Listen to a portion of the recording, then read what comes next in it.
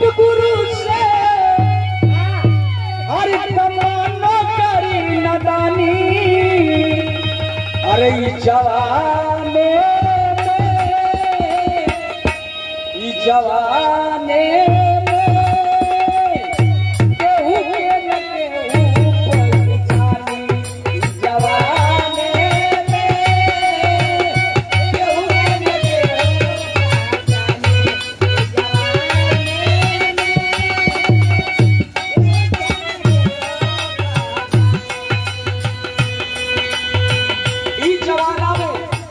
किसी को नहीं पहचानेगा। बाप भाई अपने बहन को नहीं पहचानेगा, बाप अपने बेटी को नहीं पहचानेगा, ससुर अपने पुत्रों को नहीं पहचानेगा। मनमानी करेंगे लोग, किसी के साथ झगड़ा कर सकते हैं, किसी के साथ लड़ाई कर सकते हैं, सास बहू को नहीं पहचानेंगे।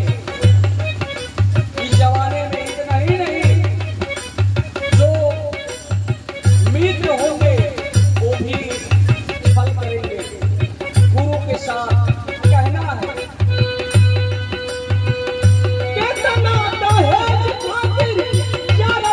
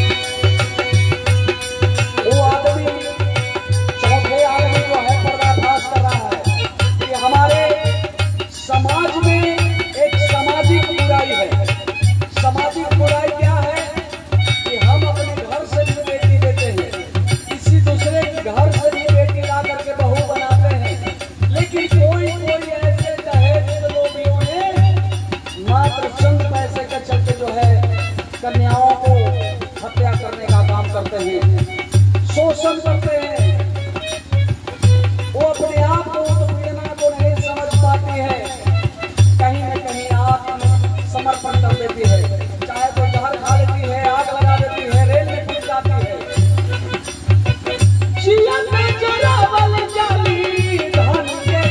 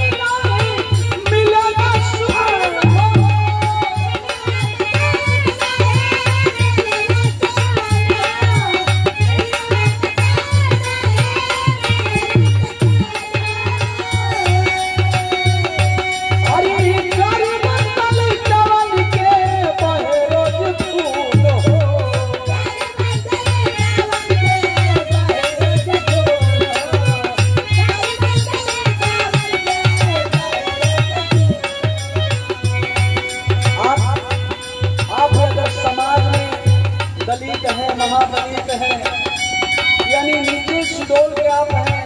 अगर बड़े लोग यहाँ पर हैं तो गरीबों को दबाया जाता है, सताया जाता है। लेकिन मेरे नौजवान साथियों, अपना हक अपने अधिकार के लिए लड़ाई लड़ना सबको। हमारे भीमराव अम्बेडकर बाबा साहब ने ललकार करके लोगों को जगाने का काम यही करते हैं कि अपने हक के लिए, अपने अधिकार के लिए लड़ाई लड़ना सीखो, तभी आपका हक मिल सकता है, अधिकार मिल सकता है। मेरे साथियों, गरीब लोग मारे जाते हैं, पूंजीवाद लोग गरीबों को शोषण करते हैं, सताते हैं।